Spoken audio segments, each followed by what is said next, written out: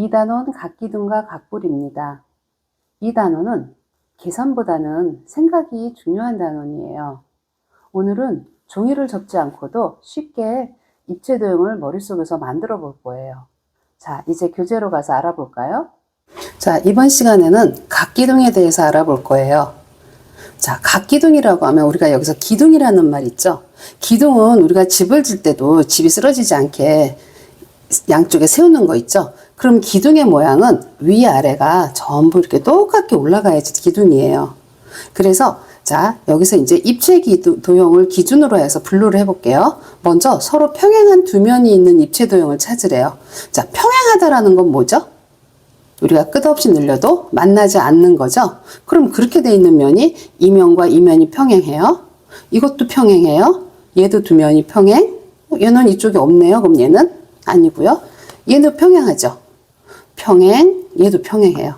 그런데 이 중에서 서로 평행한 두 면이 합동이어야 된대요.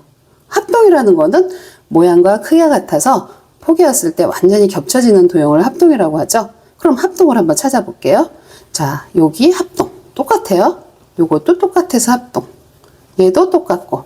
얘는 어때요? 얘는 작고 크고 하죠. 그러면 모양과 크기가 같은 게 아니죠. 그래서 얘는 합동 아니에요. 얘도 합동이에요. 그럼 얘도 합동이죠. 그래서 우리가 합동인 두 면은 가나, 다바, 사가 다 돼요. 그런데 우리가 여기서 찾고자 하는 각기둥은 서로 평행한 두 면이 합동이고 모든 면이 다각형인 기둥 모양이래요. 다각형이 뭐였죠?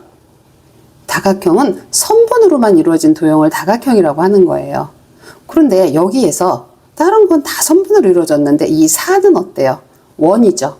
이 원은 선분으로 이루어진 거 아니기 때문에 얘는 원기둥이라 그래갖고 우리가 나중에 또 따로 배울 거예요. 그래서 여기에 각기둥에는 포함되지 않아요. 그래서 각기둥에 포함되는 애는 가, 나, 다, 바만 되는 거겠죠. 이렇게. 그래서 이 모양처럼 이렇게 생긴 입체 도형을 우리가 각기둥이라고 하는 거예요. 자, 그럼 각기둥에서 밑면과 옆면을 알아볼까요? 각기둥에서 요 기역, 니은, 디귿 요 면하고 또 똑같은 거 밑에 또 있죠. 요렇게 생긴 평행하고 두 면이 합동인 이 면을 갖다가 밑면이라고 하는 거예요. 자, 밑면. 그러면 나머지 면이 또 여기 이렇게 있죠. 이런 면들은 뭐냐고 하면 밑면이 아닌 옆면이라고 하거든요. 그러면 밑면과 옆면은 요렇게 해서 수직으로 만나요. 이쪽도 수직으로 만나고. 그래서 두 밑면과 이 나머지 면을 옆면이라는 데 그랬죠? 이 옆면은 모두 수직으로 만난다라는 거 알아두세요. 그 다음에 이 각기둥에서 이 옆면의 모양을 한번 보세요. 여기도 직사각형, 이쪽도 직사각형, 이 뒤에도 직사각형. 그래서 각기둥의 옆면은 모두 직사각형이라는 거.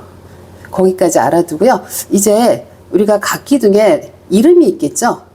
그래서 이름에 대해서 한번 알아볼 거예요. 자, 각기둥의 이름에 대해서 알아보는데 먼저 각기둥의 이름은 이 각기둥의 밑면의 모양에 따라 결정이 되는 거예요. 그래서 삼각형으로 된 각기둥이 있어요. 밑면이. 그러면 이름이 삼각기둥. 만약에 밑면의 모양이 사각형이다? 사각기둥. 오각형이다? 오각기둥. 이름 만들기 쉽죠? 거기다가 아까 우리가 옆면은 다 무슨 모양이라고 배웠죠? 직사각형이라고 배웠어요. 그래서 옆면의 모양들은 전부 직사각형이다. 자, 이 도형을 한번 보면 우리가 봤을 때 얘는 밑면이 여기 있는 애 있죠? 밑면이 두 개인데 아마 옆으로 쓰러뜨려 놓은 걸 거예요. 그런데 이걸 보고서 밑면이 여기다 라고 얘기를 해주면 안 되겠죠? 밑면은 이 쓰러져 있더라도 이 합동이 두 개가 있는 이런 애가 밑면이 된다라는 거 요거는 알고 있어야 되겠어요. 자, 이번에는 각기둥의 여러 구성 요소들에 대해서 알아볼게요. 자, 각기둥에서 면과 면이 만나는 선분을 모서리라고 한대요. 우리가 이런 게 면이라는 건 알고 있죠? 그러면 이 면과 이 면이 여기서 만나죠? 이런 거. 또 이 면과 이 면은 여기서 만나요. 이렇게 되는 애들을 모서리라고 하는 거예요. 자, 그 다음에 이 모서리가 요 점에서 만나고요. 또 이 모서리하고 얘도 여기서 만나죠. 이렇게 만나는 점들을 꼭지점이라고 하는 거예요. 자, 꼭지점. 그 다음에 이 두 면 있죠. 이 밑면이라고 하는 이 면과 이 면의 사이의 거리래요. 우리 사이의 거리라는 건 뭐죠? 두 밑면의 수직인 선분을 말하는 거죠. 여기를 높이라고 하는 거예요. 그래서 우리가 이 각기 중에서 높이를 재려면 밑면에서 그 위에 밑면까지 수직인 거리, 이 거리를 재면 높이가 되는 거예요. 자, 이번에는 각기둥의 그런 여러 가지 모서리, 꼭지점, 높이가 아니라 모서리, 꼭지점, 그 다음에 면에 이런 거에 면의 개수를 구하는 걸 알아볼 거예요. 자, 먼저 면의 수를 알아볼게요. 면이라는 거는 예를 들어서 우리가 오각기둥이라고 합시다. 여기 있으니까. 자, 한 밑면의 변의 수.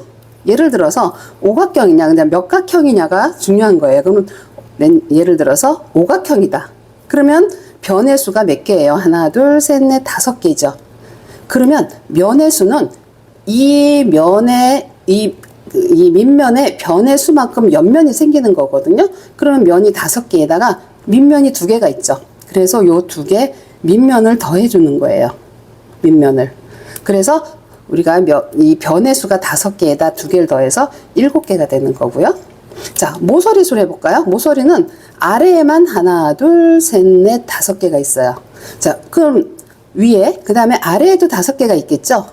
그 다음에 여기 꼭지점들을 서로 연결해주는 또 5개가 또 필요해요. 그래서 이 밑면의 변의 수의 3배가 되는 거예요. 그래서 곱하기 3. 그러면 우리가 5 곱하기 3이니까 15개가 되겠죠? 자, 꼭지점 보세요. 위에 있는 면에 5개가 있고, 아래에 있는 면에 5개가 있어요. 그래서 이 꼭지점은 우리가 한 밑면의 변의 수에 곱하기 1을 해주는 거예요. 그래서 5 곱하기 2를 하니까 10개. 이렇게 되는 거예요. 요거 외우기가 좀 어려우면 머릿속에 이 그림을 한번 생각을 하세요. 그래서 그림에서 어떤 게 모서리였고 어떤 게 꼭지점이었나 이렇게 생각하면 찾기 쉬울 거예요. 네. 자, 그래서 오늘은 각기둥에 대해서 배웠습니다.